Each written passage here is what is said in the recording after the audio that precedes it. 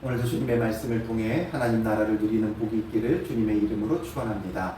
우리는 비싸면 비쌀수록 무언가 물건을 산다거나 무언가를 소유하게 되어졌을 때 그것을 얼마나 애지중지하는지 몰라요.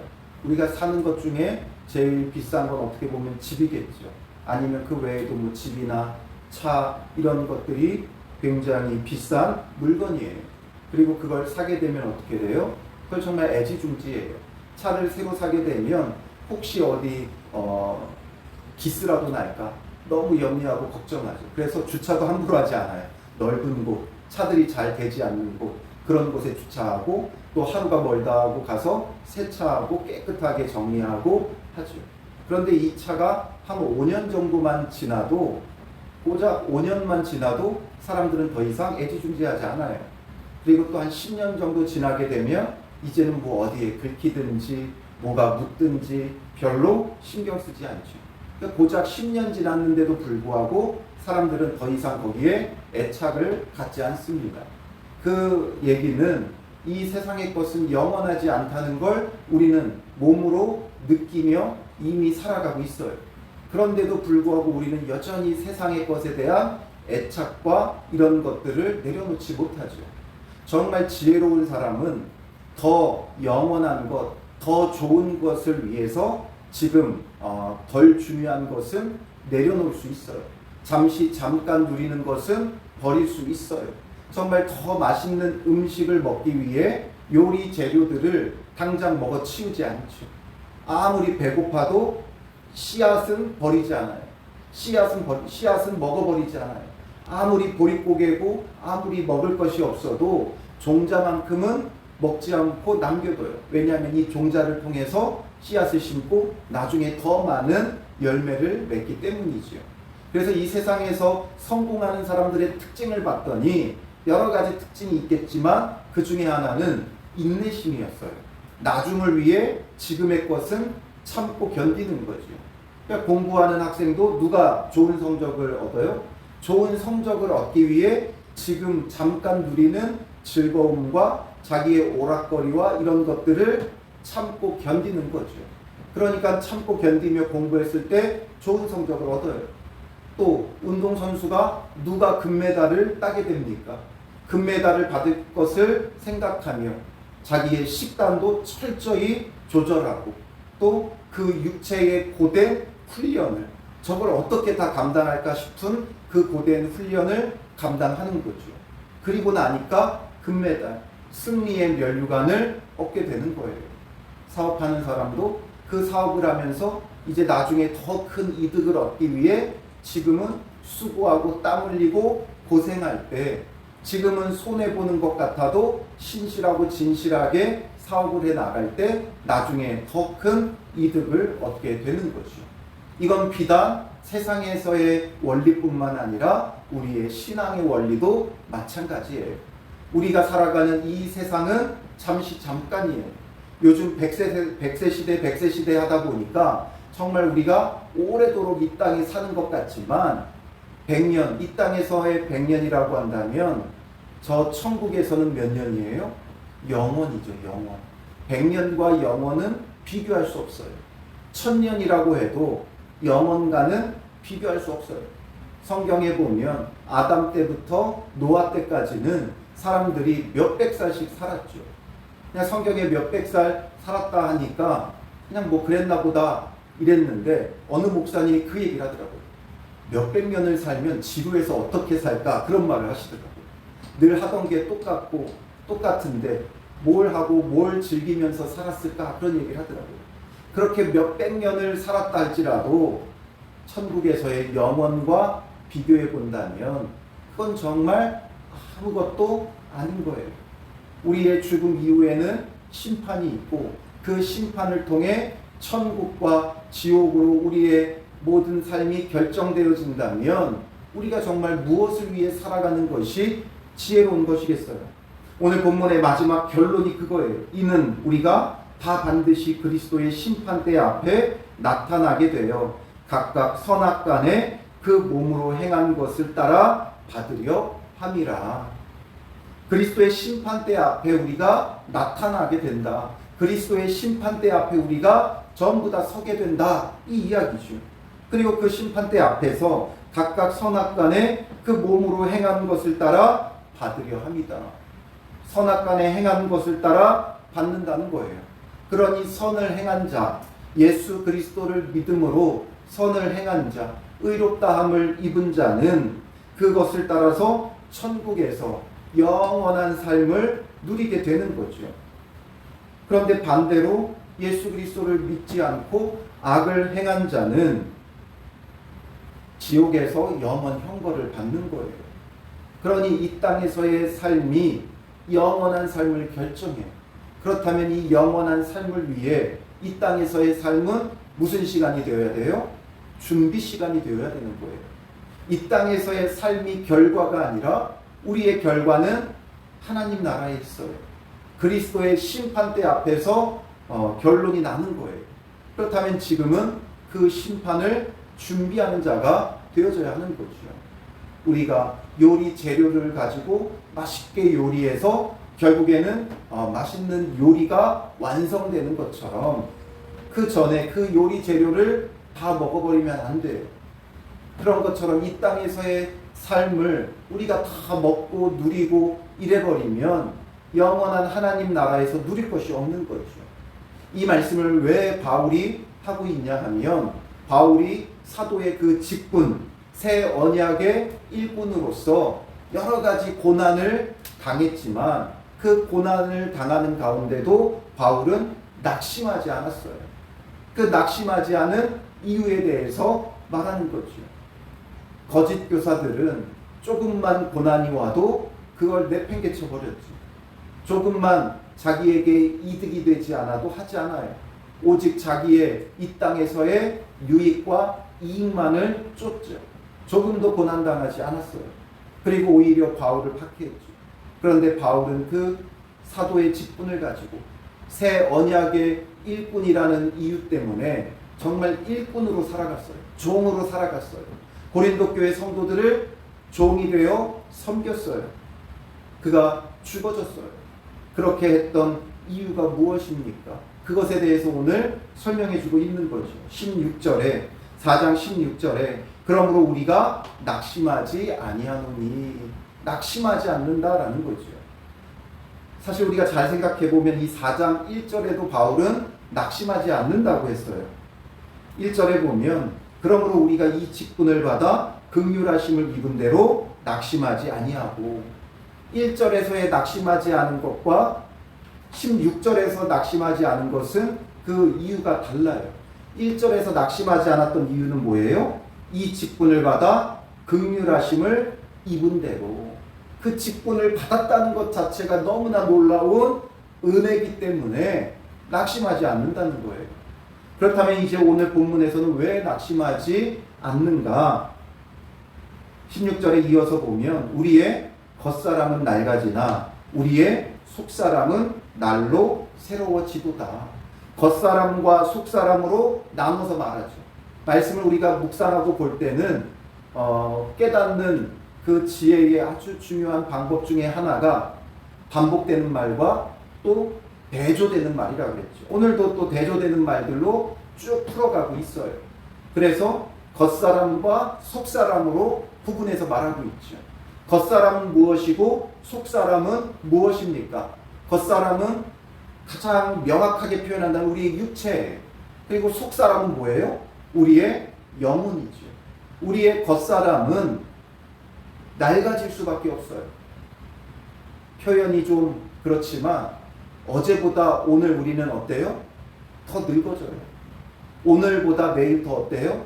더 늙어져요. 뭐 잠깐 육신이 좀 안 좋았다가 건강을 회복하기도 하죠. 약을 먹는다거나 운동을 한다거나 하면 잠시 좀 더 건강해질 수는 있지만 우리는 하루하루 점점 더 우리의 육신은 낡아질 수밖에 없어요. 보기에는 좀 더 예뻐 보이고 오히려 시간이 지나면서 조금 건강을 회복하기도 하지만 어쩔 수 없이 세월 앞에 장사가 없다 이렇게 말하듯이 우리의 육신은 낡아질 수밖에 없어요. 그런데 우리의 속사람은, 우리의 영혼은 정말 주님 안에서 날로 새로워질 수 있죠. 즉 하나님 나라를 향해 우리가 나아가면, 천국을 위해 살아가면, 천국에서 누릴 그 영원한 삶을 위해 우리의 속사람은 날로 새로워질 수밖에 없는 거예요. 그래서 17절에 보면 우리가 잠시 받는 환난에 경한 것이, 오히려 이 땅에서 겉사람이 잠시 받는 환난은 어떤 거라고 말해요? 경한 것. 육신의 고난과 고통, 우리가 보기에는 어떻게 저렇게 살 수 있느냐 싶을 정도의 고난과 어려움도 있지만, 그건 전부 다 어떻다고요? 경한 것에 불과한 거예요. 가벼운 거예요. 그리고 이런 환난에 경한 것이 지극히 크고 영원한 영광에 중한 것을 우리에게 이루게 함이니, 이런 육신의 환난에 가벼운 게 결국에는 지극히 크고 영원한 영광에 중한 것, 더 큰 것, 무거운 것, 이런 것들을 이룬다라는 거예요. 그래서 우리가 이 땅에서 당하는 환난은 그리스도를 위해 박해를 받으면 그 사람에게는 하나님 나라에서 상이 큼이라 말하죠. 하나님 나라에서 얻게 될 그 영광과 비교하면 이 땅에서 당하는 고난은 아무것도 아니에요. 하나님 나라와 이 땅에서의 삶은 완전히 뭐라 그랬어요? 뒤바뀐다 그랬죠. 역전의 은혜가 있다 그랬어요. 이 땅에서 높아진 자는 하나님 나라에서 오히려 낮아지고, 이 땅에서 낮아진 자는 하나님 나라에서 높아지는 거예요.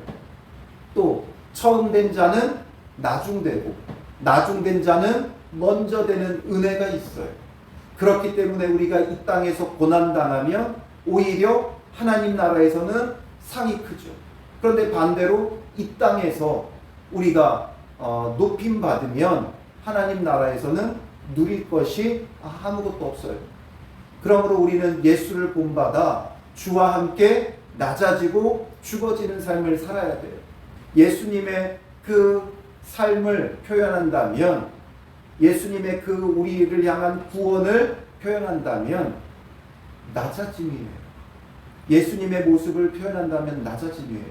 높고 높은 하늘의 영광 보좌를 버리고 낮고 낮은 이 땅에 스스로 낮아져 오셨죠. 사람의 몸으로, 신이 사람의 몸으로 오시는 것만큼 낮아짐이 어디 있어요? 그냥 사람이 되지 않고 종의 형체를 가지고 또 죄인의 형체가 되어 십자가에 죽으셨단 말이에요. 그래서 이 낮아짐, 이 죽어지심, 이렇게 낮아지고 죽어질 때 하나님께서는 그를 지극히 높이셨죠. 모든 이름이 그 발 아래 엎드리게 하셨어요. 낮아질 때 오히려 예수 그리스도는 부활의 영광을 누렸고 주님께서 지극히 높이셨어요. 그러므로 이 땅에서 낮아지고 고난당한 자는 하나님 나라에서 높임을 받는 거예요. 그러므로 우리가 이 땅에서의 고난을 주저하거나 낙심할 필요가 없어요. 왜 하나님께서 우리에게 이 말씀을 지금 보게 하셨는지 모르겠어요. 왜겠어요? 지금 우리 가운데 낙심하는 마음들이 많이 있는 거예요. 저와 여러분들 가운데 낙심할 만한 상황이 있고 낙심할 거리들이 지금 있으니까 우리에게 말씀하시는 거죠. 낙심하지 말라는 거예요. 주님은 오늘 생생하게 주님의 음성으로 우리에게 말씀하고 있어요. 낙심하지 말라는 거죠. 바울이 낙심하지 않은 것처럼 우리도 낙심하지 말라는 거예요. 왜냐하면 잠시 받는 환난에 경한 것이 오히려 지극히 크고 영원한 영광에 중한 것을 이루기 때문이다라는 거죠. 지금 우리가 고난받을 때 사람은 언제 가장 많이 배우게 되는가? 언제 겸손해지는가? 고난 가운데, 환난 가운데 놓일 때 겸손해지는 거예요. 하는 일들이 잘 되고 번성할 때 우리도 모르게 교만해지죠. 그러나 어려움이 있을 때는 나를 겸손하게 하고 정말 주님을 의지하게 하고 오직 주님만 바라보게 하며 정말 참된 구원을 누리게 하는 거죠. 18절에 우리가 주목하는 것은, 그래서 뭘 주목하고 있다는 거예요? 보이는 것이 아니요 보이지 않는 것이니 보이는 것은 잠깐이요 보이지 않는 것은 영원함이라. 바로 계속 대조되는 이 말들을 잘 표시를 한번 해보세요. 겉사람과 속사람, 또 잠시 받는 환난에 경한 것, 또 지극히 크고 영원한 영광에 중한 것, 그리고 보이는 것, 보이지 않는 것, 또 보이지 않는 것은 잠깐, 보이는 것은 잠깐, 보이지 않는 것은 영원함이라.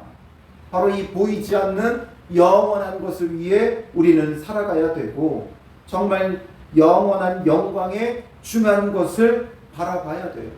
그래서 우리의 속사람이 주님 안에서 날로 새로워지는 게 중요하지, 우리의 겉사람이 새로워지는 건 중요하지 않아요.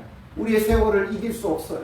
아무리 달팽이 크림을 바르고 얼굴에 좋은 것을 바르고 꾸미고 치장하고 성형외과에서 좋은 것 맞고 피부 관리하고 이런다고 해서 우리가 10대, 20대의 모습으로 돌아갈 수 있느냐? 안 될 일이죠. 정말 피부과를 많이 다니면서 얼굴에 뭘 많이 하신 분들 있죠. 나이 들면 오히려 나중에 어떻게 돼요? 그게 얼굴에 밸런스가 안 맞죠. 언밸런스하게 되는 거예요. 오히려 이상하게 되는 거죠. 그러니 우리가 겉사람을 위해 노력할 것이 아니라, 물론 겉사람도 하나님이 주신 것이기에 관리해야 돼요. 건강도 관리해야 되고 외모도 치장하고 꾸미세요. 그런데 그것에 힘을 들이는 것 이상 우리의 속사람을 더욱 아름답게 꾸미고 또 우리의 속사람을 건강하게 해야 되는 거예요. 영적으로도 건강해야 되는 거예요. 육적인 건강에 이제 많은 사람들이 관심을 갖죠. 육적인 건강 이상의 영적 건강을 우리가 바라봐야 돼요. 이어지는 5장 내용도 같은 맥락 속에 쭉 설명하죠.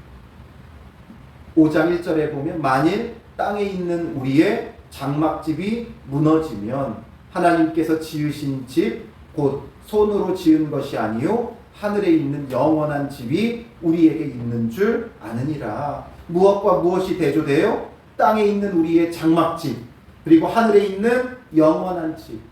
땅에 있는 우리의 집은 무슨 집이라고 표현해요? 장막집이라고 표현하죠. 장막은 뭐예요? 텐트예요. 텐트. 텐트는 임시 주거 시설이죠. 임시적으로 살기 위해 만들어요. 텐트를 영원히 살려고 만들지 않아요. 자기가 이 땅에서 집을 짓는데 텐트로 짓지 않아요. 돌로 또 여러 가지 재료로 무너지지 않고 견고하고 영원토록 짓죠. 한 곳에다가 지어요. 그런데 장막집은 여기 잠깐 있다가 또 떠날 거예요. 그렇기 때문에 견고하게 고정해서 만들면 안 되죠. 최대한 가볍고 간단하게 이동할 수 있게끔 만들어야 되는 거예요. 즉 여행을 위한 거예요. 잠깐 살기 위해 만드는 거죠.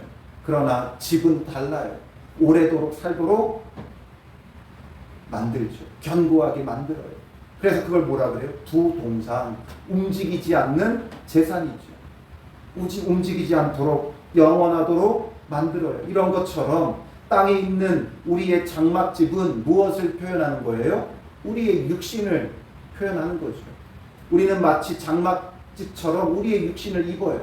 그러나 이제 우리의 생명이 다한다거나 예수님이 다시 오시게 되면 이제 우리는 하나님 나라에서 영원한 집을 얻게 돼요. 이 영원한 집은 천국에 있는 나의 집이라기보다는 내가 이제 천국에 들어갈 때 우리의 영혼이 있게 되어지는 영광스러운 몸을 말하는 거예요. 부활의 몸을 말하는 거예요. 부활의 몸은 우리의 이 육신의 몸과는 전혀 다른 거죠. 그래서 그 부활의 몸을 우리가 입게 되어져요. 그러니 육신을 위해 살아가는 게 아니라 부활 때 얻게 되는 그 부활의 몸, 하나님 나라에서 우리가 입게 될 새로운 영광스러운 그 몸을 위해 살아가는 것이 당연하다라는 거죠. 그래서 2절에 참으로 우리가 여기 있어 탄식하며 하늘로부터 오는 우리 처소로 덧입기를 간절히 사모하노라. 우리가 이것을 간절히 사모한다라는 거죠. 하나님 나라에서 얻게 될 그 영원한 삶, 이 땅에서의 삶은 장막집과 같은 거예요. 텐트와 같은 거예요. 그러나 하나님 나라에서는 이제 참된 영원한 집을 누리게 되는 거죠. 그걸 우리가 사모해야 한다는 거예요. 이렇게 입음은 우리가 벗은 자들로 발견되지 않으려 함이라. 벗은 자로 발견되지 않으려 함이라. 하나님 나라에서 벗은 자로 발견되면 얼마나 부끄럽냐라는 거죠. 구원은 받았는데 아무런 것 없이 그냥 간신히 구원만 받으면 벌거벗은 것과 같다라는 거죠. 그래도 구원받은 것만도 감사한 일이지만 벌거벗은 구원 부끄럽죠. 그러니 벌거벗은 자가 아니라 정말 주님 안에서 부활의 영광스러운 몸을 입는 것을 우리가 사모해야 한다는 거예요. 4절에 참으로 이 장막에 있는 우리가 짐진 것 같이 탄식하는 것은 벗고자 함이 아니요 오히려 덧입고자 함이니.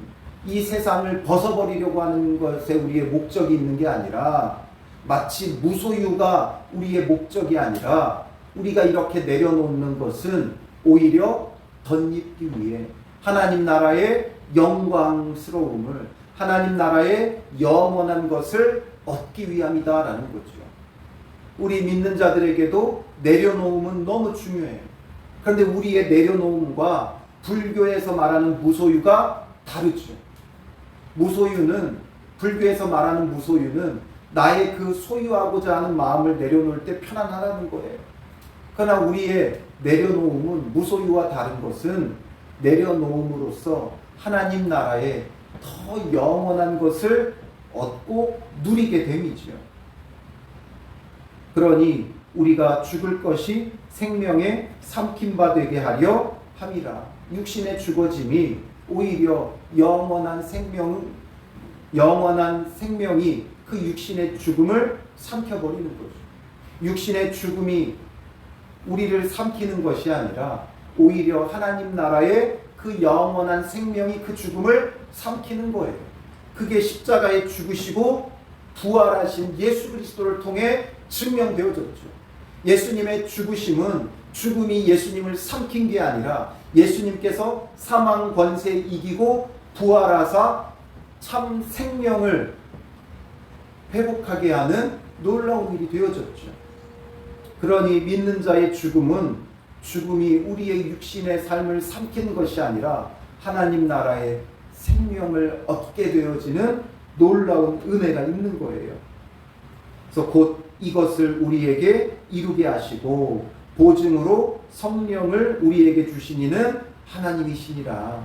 우리에게 이 일들을 이루시는 분, 이루게 하시기 위해서 우리에게 보증을 주셨다는 거예요. 영원한 하나님 나라가 있다, 영원한 하나님 나라가 있다, 말로만 약속하는 것이 아니라 그 약속의 보증으로서 우리에게 무엇을 주셨다고요? 성령을 주신 거예요. 그러므로 우리가 왜 하나님 나라를 기대하고 사모할 수 있는가? 바로 보증이 있기 때문에, 영원한 보증이 되는 성령이 계시기에 성령을 우리에게 주심으로 그것이 우리의 보증이 되는 거예요. 그래서 정말 하나님 나라를 우리가 확신할 수 있는 거죠. 나의 지혜로, 내 생각으로 영원한 하나님 나라를 우리가 기대하고 바라보는 게 아니라 우리 안에 성령을 보증으로 주셨을 때 성령이 우리 안에서 영원한 하나님 나라를 사모하게 하는 거예요. 우리가 억지로 참고 견뎌서 되는 게 아니라 우리가 그냥 억지로 좋은 날이 오겠지 기대하고 사모하는 게 아니라 우리가 억지로 무소유하듯이 우리 마음을 비워내고 내려놓고 우리의 그 애착하며 염려했던 것들을 없애려고 하는 게 아니라 성령이 우리 안에서 역사해야 된다는 거예요. 결국 우리가 낙심하지 않는 이유는 영원한 하나님 나라가 있기 때문이고 그 영원한 하나님 나라를 우리가 소망할 수 있는 이유는 성령을 우리에게 보증으로 주셨기 때문에 그래요. 내 마음으로서 영원한 하나님 나라를 바라보아야지 해도 여전히 육적인 삶이 우리에게 중요한 이유는 성령이 우리 안에 역사하지 않기 때문에 그래요. 내가 여전히 내 마음과 생각을 쥐고 흔들고 있기 때문에 그걸 내려놓고 성령의 인도하심과 이끄심을 받아야 되는데 그러하지 않고 여전히 내 생각과 내 방법을 주장하니까 그러한 거죠. 그러므로 우리에게 보증으로 주신 성령을 따라서 이제는 세상의 염려와 걱정은 내려놓고 어떻게 살라고요? 그러므로 우리가 항상 담대해야 된다는 거예요. 성경에서는 믿으라는 말보다 담대하라는 말이 더 많이 나와요. 우리의 믿음을 해치는 게 뭐예요? 두려움이죠. 육신의 환난과 고난에 대한 두려움 때문에 우리가 믿음을 갖지 못해요. 결국 참된 믿음을 가지려면 우리 마음에 뭐가 필요한 거예요? 담대함이 필요한 거예요. 항상 담대하여 몸으로 있을 때에는 주와 따로 있는 줄을 아노니. 우리가 육신으로 있을 때는 주님과 육적으로는 따로 있을 수밖에 없어요. 물론 내 마음에 예수 그리스도를 영접했고 예수 그리스도께서 함께하고 계시지만 육적으로는 주와 함께하지 못하죠. 이는 우리가 믿음으로 행하고 보는 것으로 행하지 아니함이로라. 우리가 담대하여 원하는 바는 차라리 몸을 떠나 주와 함께 있는 그것이라. 우리가 지금은 주님과 함께 있을 수 없기 때문에 담대히 우리가 바라는 건 뭐라고요? 우리의 몸을 떠나 주와 함께 있는 그것이라. 그러니까 즉 우리가 담대하게 바라봐야 될 것은 주님과 천국에서 영원히 함께 있는 것을 바라보아야 한다는 거예요. 영원한 그 하나님 나라에서 우리 주 되신 그리스도 예수와 함께하는 것을 바라봐야 한다는 거죠. 그러면 우리에게 죽음은 더 이상 두려움이 아니죠. 죽음은 영원한 하나님 나라에서 주와 함께 있는 거예요. 그래서 차라리 이 육신 가운데 죄 가운데 살아가는 것보다 영원한 하나님 나라에서 주와 함께 누리는 그 영생이 더 복있고 그걸 바라본다는 거죠. 그러니 죽음의 위기와 위협이 더 이상 위협이 되지 않아요. 그 가운데 나를 내어줄 수 있는 거죠. 그래서 우리가 담대히 원하는 건 이 땅의 삶에 대한 간절한 사모함이 아니라 주와 함께 영생을 누리는 걸 사모해야 한다는 거예요. 물론 우리가 원리로서는 이 말을 하지만 여전히 우리 마음에 뭐가 발동한다고 그랬어요? 개똥밭에 굴러도 이승이 났다는 마음이 우리에게 더 크죠. 그래서 이 땅에 대한 애착과 이 땅에 대한 사모함을 내려놓지 못해요. 여전히 죽을까봐 두려워하고 염려하죠. 그래서 그 두려움과 염려가 전부 다 뭐가 됐다고요? 우상이 되는 거예요. 그걸 섬기는 거예요. 물질에 대한 염려 때문에 물질을 섬기죠. 자연에 대한 두려움 때문에 자연을 섬기죠. 고대 사회에 왜 이렇게 우상이 많았는가? 너무나 많은 두려움들이 있었기 때문에 그 두려움마다 뭐가 됐다고요? 신이 된 거예요. 그 두려움에서 벗어나려고 그 모든 걸 섬기죠.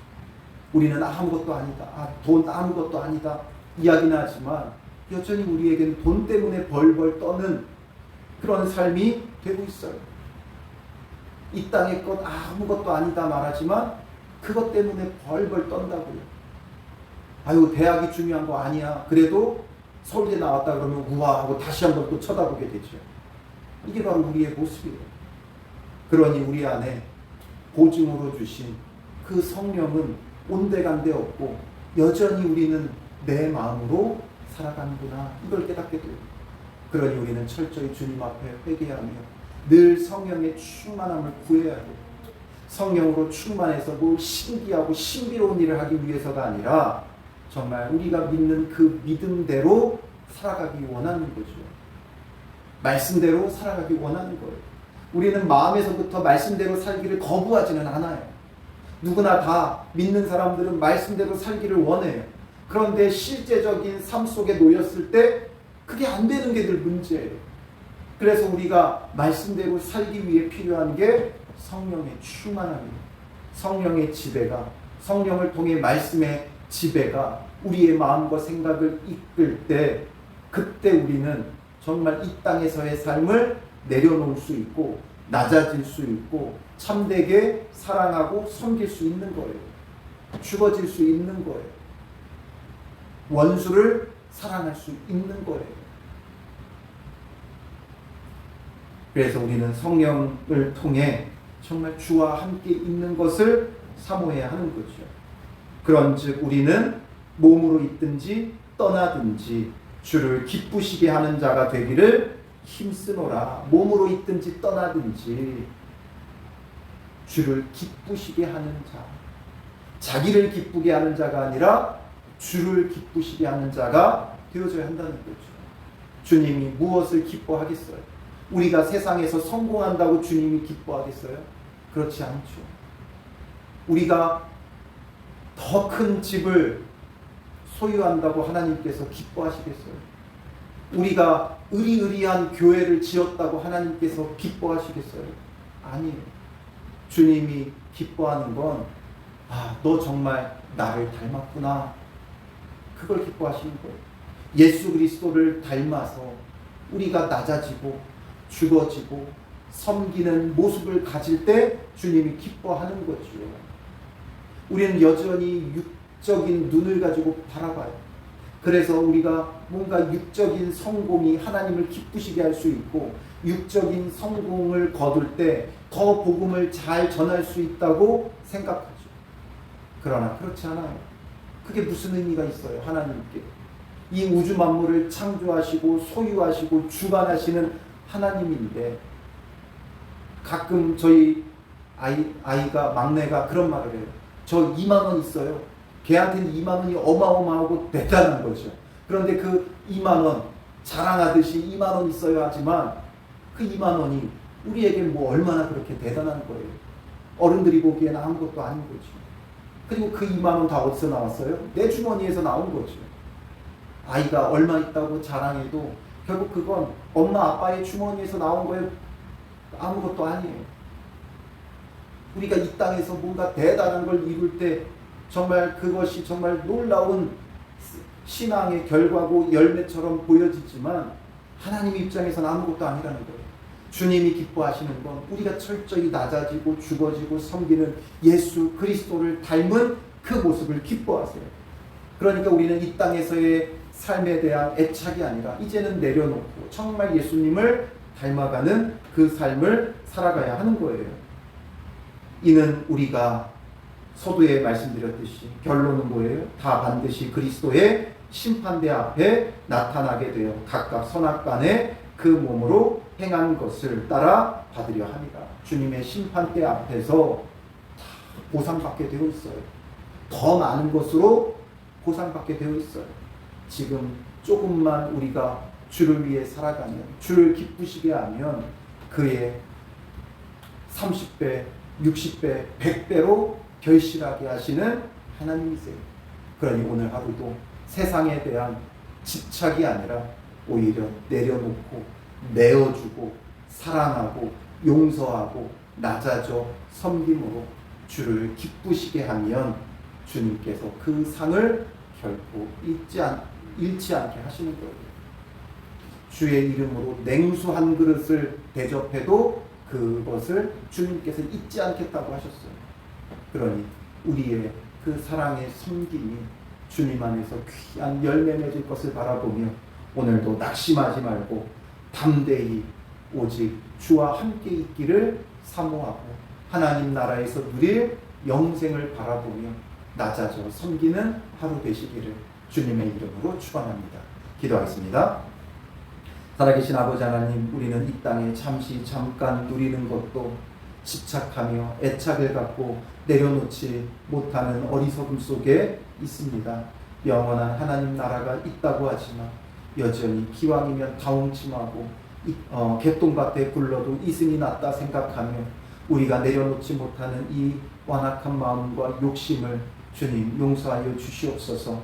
우리가 어떤 상황에도 낙심하지 않는 것은 영원한 하나님 나라가 있고 거기서 우리가 누릴 정말 영광의 중한 것이 있음을 바라보는 믿음의 사람들 되게 하여 주시고, 그러므로 우리가 간절히 사모하는 것은 이 땅에서의 복됨이 아닌 영원한 하나님 나라에서 높임받는 것이 되게 하여 주시고, 주와 함께 있는 것을 사모하며 정말 주를 기쁘시게 하는 자 되게 하옵소서.